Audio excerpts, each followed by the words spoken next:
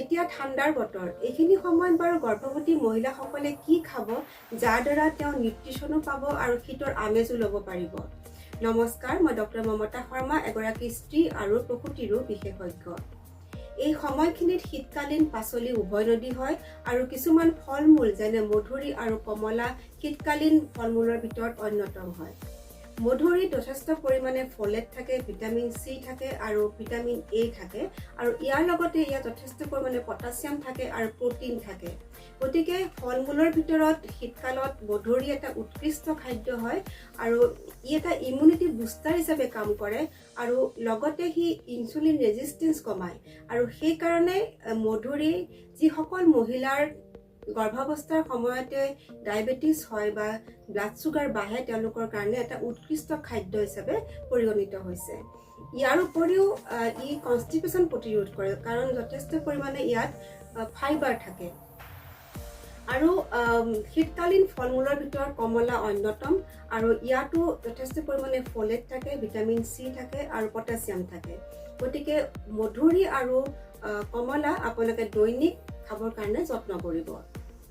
আৰু ইয়াৰ উপৰিও কল প্ৰতিটো ছিজনতে থাকেই আৰু শাক পাচলি যিবিলাক শীতকালত পোৱা যায় এইবিলাকত যথেষ্ট পৰিমাণে মিনাৰেল থাকে যেনে কেলছিয়াম, মেগনেছিয়াম, আইৰণ, পটাছিয়াম ইত্যাদি আৰু ইয়াৰ লগতে কিছুমান এণ্টি অক্সিডেণ্ট বুলি কয় সেইবিলাকৰ ভিতৰত ভিটামিন এ, চি, কে আৰু বি ভিটামিনছ আৰু ফ্লেভনয়েডছ থাকে আৰু এইবিলাকো প্ৰেগনেণ্ট মহিলাগৰাকীৰ কাৰণে যথেষ্ট দৰকাৰী হয়।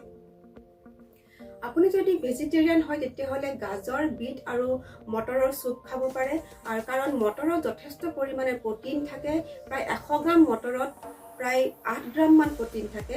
গতিকে ভেজিটেৰিয়ান মহিলাসকলৰ কাৰণে বিভিন্ন আন প্ৰটিনৰ উৎসৰ লগতে মটৰো শীতকালত এটা উৎকৃষ্ট খাদ্য হয় আৰু ইয়াৰ লগতে যথেষ্ট পৰিমাণে ইয়াতে ভিটামিন থাকে আৰু ফাইবাৰ থাকে। আৰু যদিহে আপুনি নন ভেজিটেৰিয়ান হয় তেতিয়াহ'লে আপুনি চিকেন চুপৰ লগত পাচলিও সংযোগ কৰিব পাৰে আৰু ইয়াৰ দ্বাৰা আপুনি আপোনাৰ যথেষ্ট পৰিমাণে নিউট্ৰিচনটো বঢ়াই দিয়া হ'ব। আৰু এইখিনি সময়ত যথেষ্ট পৰিমাণে খেজুৰ পায় আৰু ড্ৰাই ফ্ৰুটছ পায়। গতিকে এইবিলাকো আপোনাৰ খাদ্য তালিকাত আপুনি সংযোগ কৰিব পাৰে কাৰণ কিন্তু ড্ৰাই ফ্ৰুটছত যথেষ্ট পৰিমাণে কেলৰি থাকে গতিকে অলপ কম পৰিমাণে দৈনিক খাব পাৰে।